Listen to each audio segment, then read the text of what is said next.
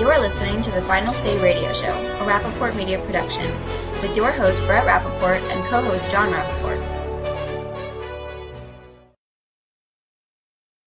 Mario Lopez, I wanted to welcome you to the Final Say Radio program with John and Brett Rappaport. Thank you so much for having me.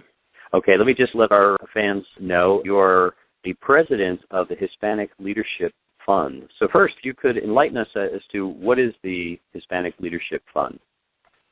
Sure. We're a national advocacy organization based in Washington, D.C., and we promote liberty and prosperity for all Americans.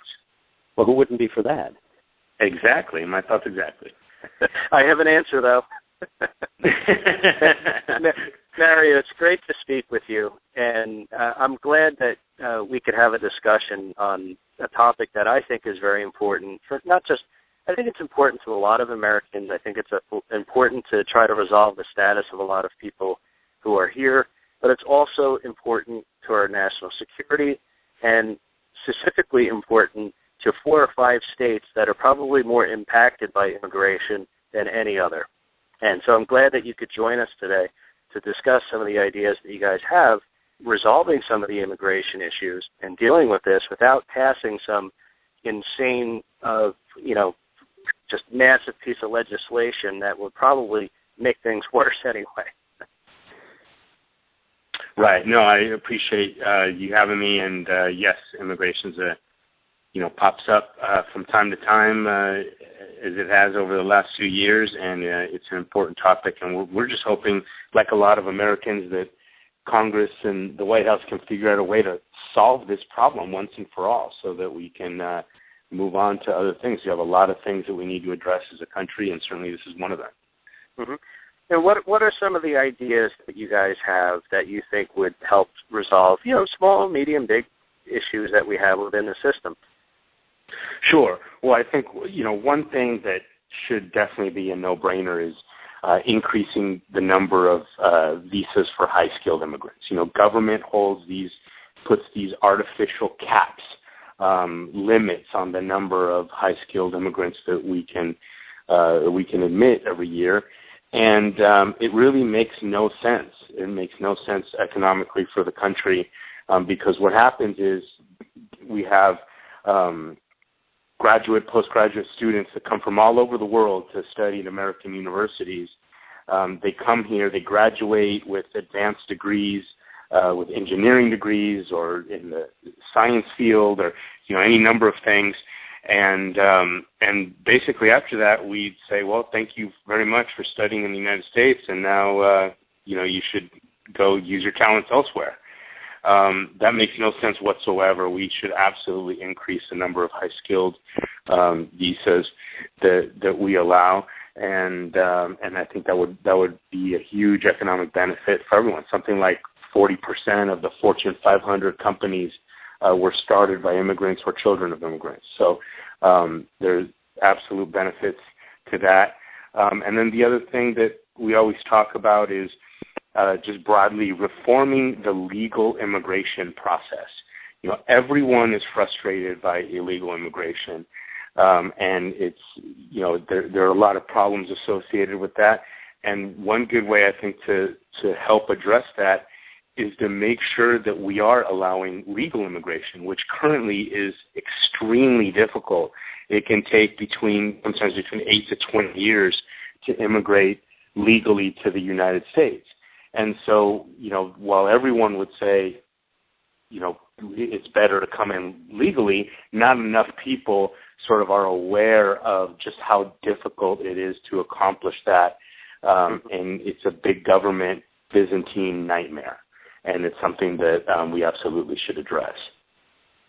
Those are great points. And I think we all know people who, from all parts of the world who have had these difficulties. In fact, you have cases where, an American family is trying to bring over a relative and, somebody who may live with them or may not, but it's totally possible. And they come for a few months, they have to go back, they have the waiting periods before they can visit again. I mean, it's so complicated. And then when we see some of the people that we do let in and then ignore, you kind of shake your head. And I guess an example is look at our prison system. And the percentage of our prison population are people who aren't here legally, and they've done, some things aren't so bad, but some things are incredibly serious, from murder and rape and things like that. And it's like, so we have these people, and then we end up paying a fortune to keep them incarcerated, but we won't let good people from other nations in here easily. So I understand I know it's complicated, but there should be an easier path for good people to come to America, because I think we prefer a higher quality people from some of these nations to join us. And but just like, by the way, I think we're all of us came from somewhere else. Yeah, no, absolutely. And if you think about historically to Ellis Island and that sort of romanticized version of immigration to America that sticks in everyone's minds and sort of lives there through movies like, say, The Godfather, or stuff like that, where they have these scenes of people coming over. And in reality, it was very simple. I mean, if you didn't have leprosy or lice, you waited anywhere from 20 minutes to a few hours, and you were in. Now, I'm not suggesting that that's exactly what we want to go back to, because in this day and age, we have a lot of security issues that we have to deal with. So that, as an exact replica, is not feasible, but certainly we can do better than just this big government bureaucracy and maze of hoops that we make people jump through, and applications and waiting periods and fees and penalties. And God forbid you should ever trying to apply to immigrate legally to the United States, and you should misspell something on your application, because they'll send it back to you, and then guess what? When you when you dot that T and send it back, you're at the bottom of the stack again. So it's a nightmare, and it's something that does not get enough attention, and it really should, because that is the I think would go a long way towards helping us get out of this mess. Yeah, there's one other. I'm sorry, I was going to say there's one other component to that, and that's the cost, the legal cost that people pay to try to do this. You hire an attorney, an immigration attorney, and it could be thousands and thousands of dollars. That most likely is the money these people would need to be able to assimilate into society. Sorry, John. Go ahead. Yeah, Mario, there's a couple of quick points that I want to make here. First off, Google, inside of a nanosecond, can bring back millions of search results on some obscure thing. So this is not a technology problem. It's absolutely a bureaucratic problem. But unfortunately, virtually nobody wins here. The only one who really wins here are those who either benefit from the reduction of labor cost by creating this gray or black market economy known as illegal labor, or the political football of trying to make it look like half the country, also known as Republicans, are anti-Hispanic. They don't like Mexicans. They don't like people from Guatemala, et cetera. They don't like the downtrodden. When I talk to people from across the spectrum, I find for the most part, most people absolutely understand the plight of many of these folks, and they would admit, even people like myself who are very much proponents of absolute strong border security on all our borders and for all, understand that if I were in the position of many of these folks in Central or South America or in Mexico, I probably would be making every effort to get here too, because it's your one shot at life and you want to do the best you can by your family. So it's really incumbent upon our leadership to take this up and take it out of the hands of trying to make it a political football. This is no different than the quote-unquote war on women. So I want to get your opinion on that side of the equation, because when you do your work, are you finding that you're more effective if you try to address this from a policy issue, or does the politics kind of get in the way of doing that effectively? Because to me, and I'll restate that question, there's two ways of handling this. Either you handle it as a business issue, or you handle it as a policy issue. If you handle it as a policy issue, I don't know how you get around the political juggernaut that I just presented. Sure. Well, those are very good points, and unfortunately, the fact is that a lot of times the politics of the situation and of the issue does end up tainting, the sort of the finer policy points and the common sense policy points two of which I just outlined, in the minds of a lot of lawmakers. That's just the way it is. I don't think there's any way to sort of unscramble that omelet, if you will. Now at this point, I think it's kind of too late for that. But what we try to emphasize is that good policy can be good politics, and that that it comes from sort of your starting point, right? If you view the history of immigration and the ongoing history of immigration to this country as something that I refer to as America's secret weapon, because people come here, and as the poem says at the bottom of Statue of Liberty, it's the huddled masses, right? It's not the rich fat cats that necessarily come here, although we have those and we want those as well. But the people who come here, they're motivated. They're motivated to succeed. They're fleeing from something. They're coming to the land of opportunity. They're coming to the shining city on the hill. They're motivated to help themselves, to better their families, to provide a future so their kids get education, so their kids can be successful, et cetera, et cetera. And those are, that bears out in that Fortune 500 statistic that I threw out earlier.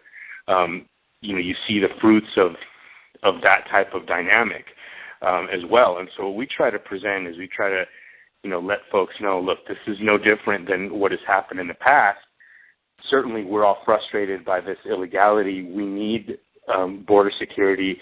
And the other point is that fixing the legal immigration system enhances the security that we have at the border, because we have a lot of resources down there, and it has increased exponentially in the last 10, 15 years, rightly so perhaps, but the fact is that if and when we have a functioning legal immigration system, that takes a lot of pressure off those resources and off the men and women that are risking their lives every day at the border to protect our country, because now they can focus on the real bad guys, the guys that are trying to bring in drugs and weapons or bombs or are trafficking sex slaves or, any number of god-awful things that we absolutely do not want, right?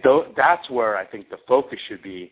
And, the folks that, want to come and work and better themselves and pursue the American dream, that's a different story, and we should have legal channels for that where we can assess their application in a rational way, determine, who is it that we're going to allow in and who is it that we're not, and, proceed that way.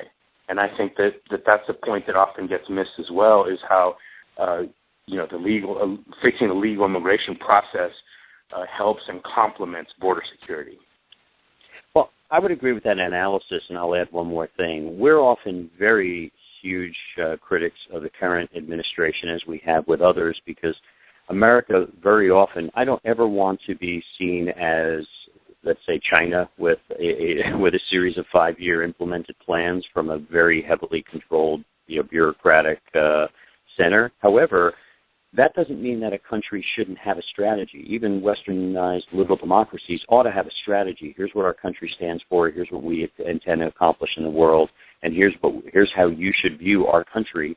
And then you should implement against that. Are absolutely connected to immigration, because the countries that we have higher immigration, assuming we fix the system as you propose, and we have a well-thought-out, clear, and efficient system, we ought to be able to control the throttles over time in an unemotional but very tactical way to what our nation's challenges are. Right now, this country has a dearth of scientists, mathematicians, etc. Many of them are being trained in our schools only to be sent back home to their countries. Now, they're free to go back home to their countries if they want, but we shouldn't disincentivize them to stay here, because for everybody who goes back to India, for example, and starts a job, a new company there, that's 20 or 30 or 40 or at some point maybe thousands of jobs that are not being created in the USA.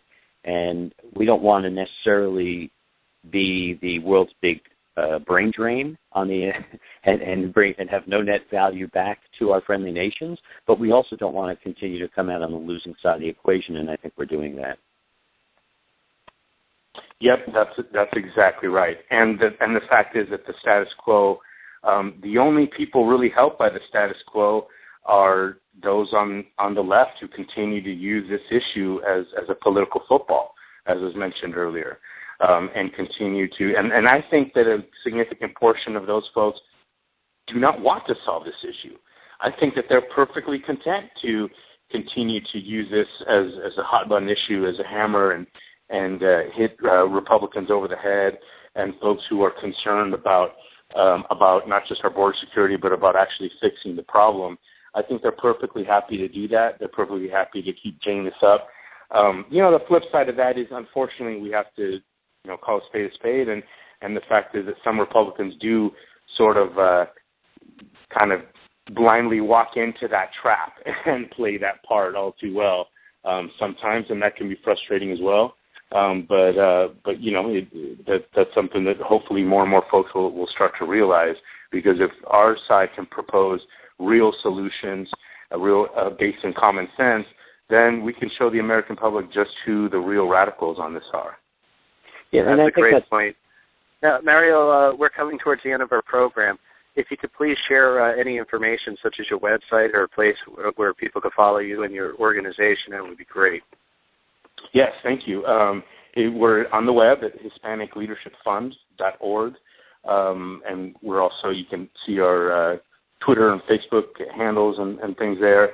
And if people so desire, they can look me up on Twitter. Mario H. Lopez is the handle. Excellent. Well, Mario Lopez, it's been a pleasure speaking with you on this issue, and I know you guys do other issues as well, and please feel free to reach out to us. We'd love to have you back on the program, and thank you. Thank you so much for having me on. All right, take care. Thank you.